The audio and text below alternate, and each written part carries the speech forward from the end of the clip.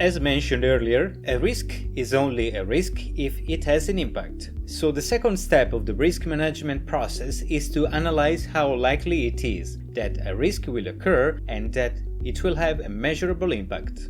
There is a whole science to risk analysis, but essentially this step is a calculation of the probability of a risk event occurring and an estimation of the impact of the consequences if that happened. While there is often an immediate impact, there may be other subsequent consequences as well, so it is important to consider each of these factors in the calculations. Consider the loss of a laptop containing client's records. There will be an immediate property loss, but the loss of that client information could result in fines, lawsuits, and reputational damage that far exceeds the cost of the lost device.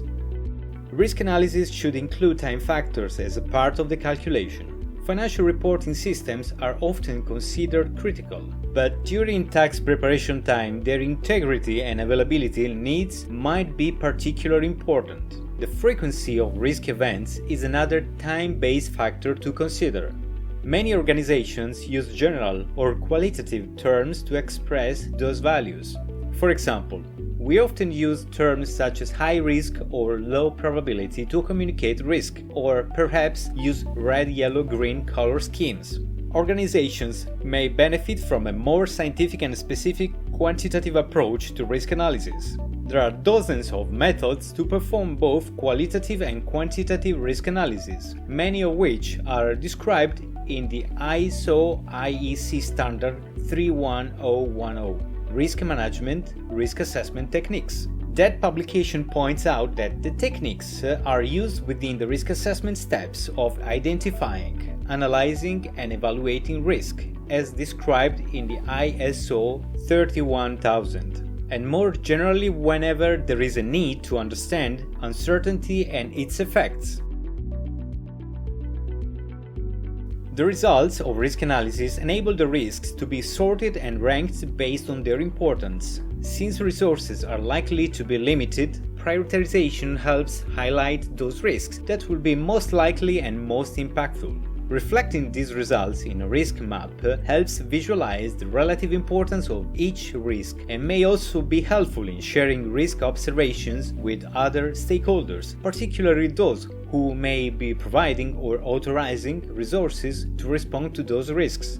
While the initial prioritization of risks may be based on the combination of likelihood and impact, the final ranking might be influenced by factors that are important to those stakeholders. For example, if leadership has expressed that customer trust is a key value for their enterprise, then risks that might impact customers could be highlighted. With a prioritized list of risks in place, the next step is to evaluate the options available to treat those risks and apply various methods and controls to achieve an acceptable level of risk. There are several options available to do so, including the following. If the risk, based on leadership's risk appetite, is already at an acceptable level, no further treatment is necessary. If it's possible to share some of the impact with another entity, example, an insurance firm, an external service provider, then some of the risk may be transferred in that manner. Where practical, various management, technical and administrative risk controls may be applied that will help reduce the likelihood of impact of each risk to acceptable levels. If none of these risk response methods can be applied, then risk managers must avoid the risk by eliminating the activities or exposures that would enable the scenario being considered.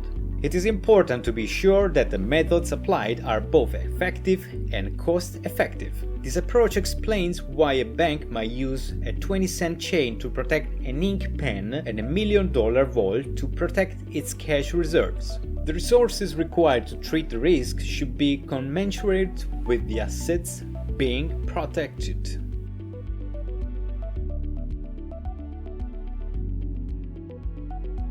Even after each of the above steps, it is important that results will be tracked and monitored to ensure the risks remain within the limits established.